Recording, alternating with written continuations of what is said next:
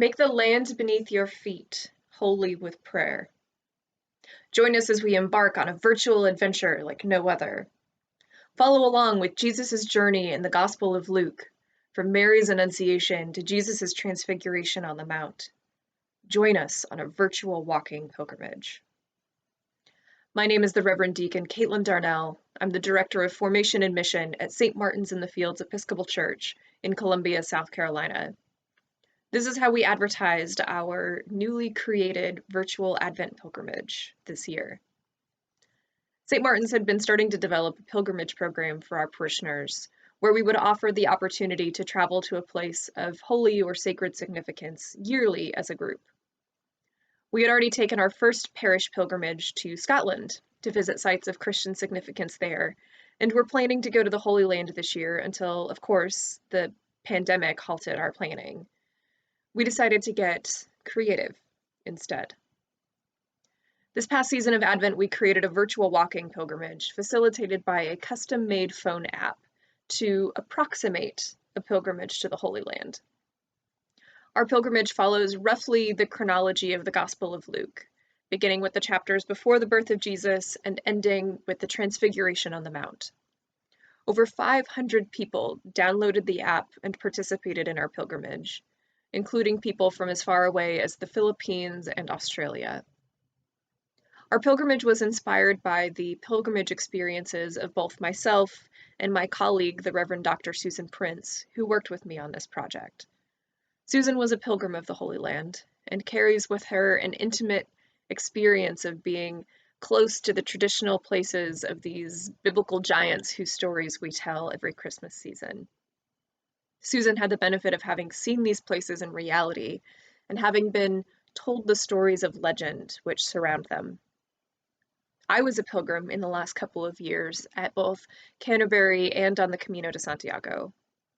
I carried into this pilgrimage planning with me the sense of the way that the hope of a pilgrimage and the devoted undertaking of centuries of pilgrims wears away at the physicality of a place and permanently marks it. I think of the beaten paths of the Camino or of the pilgrim stone in Canterbury Chancel. I wondered how I could inspire my parishioners to wear away at their mundane paths with the hope of a pilgrimage, particularly in a year where those paths have been, for many, necessarily shrunk by precautionary guidance, and for whom hope is thin in a socially and emotionally difficult year. The mechanics of the pilgrimage were simple. The app was made to work much like a fitness tracker and tracks the steps and mileage of the user in their own neighborhood to propel the journey through the pilgrimage map in the app. You can see the inspiration of the Camino in this mechanic. Literally, for every mile you walk in reality in your neighborhood, you will have traveled a mile down the path in the app. Pilgrims travel virtually from city to city, which is tracked by the simple map inside the app. As they walk, they pass certain unmarked milestones, which unlock pieces of content. It's these pieces of content which give the pilgrimage its shape and provide the pilgrim with the ability to imagine their Holy Land location. The pilgrimage ended up being a total of 97 miles, following a rough outline of traveling from location to location, though we took some liberties for the sake of completability and expected content pacing. It was important to keep the pilgrim user engaged with regular content rewards rather than sticking too closely to precise geographic points. For those who were unable or uninspired to walk for any reason, we created a points-based pilgrimage where activities done by the pilgrim translated into miles. Those activities included things like praying the Episcopal daily office, sitting in silence for 15 minutes, writing a note of gratitude to someone, and baking your priest Christmas cookies. We wanted the experience to be accessible to anyone who wished to embark. The content in the app functions a bit like a Bible study because it traces the Gospel of Luke chapter by chapter. We used this gospel for its appropriateness to the liturgical season, and because it gave a good and close structure to the pilgrimage. The Gospels of Mark and John lack robust birth narratives, and the Gospel of Matthew would have had us walking at some point to Egypt, which did not quite feel feasible in our time frame. As the pilgrim walked their first mile, their first 2 miles, their next 2 miles, pieces of content in the app would be unlocked and revealed. These pieces were either videos or blog posts and ranged from historical or legendary retellings about characters or places to short homilies about particular analogous pericopes. So as the pilgrim arrived in Ein Karim, they read about Elizabeth and Zechariah. As they left Ein Karim, they heard about the Magnificat and Mary and were treated to an anthem by the St. Martin's Choral Ensemble. As the pilgrims later left the River Jordan and wandered around the wilderness, they unlocked 3 different pieces of content about the temptation of Jesus along the way. As they walked around the Sea of Galilee, they were treated to a series of videos by Dr. Don Pulaski, where they learned about the archaeology of those cities. We tried to mimic a bit of what someone might get out of a real physical pilgrimage, a mix of spiritual edification, religious formation, and historical knowledge.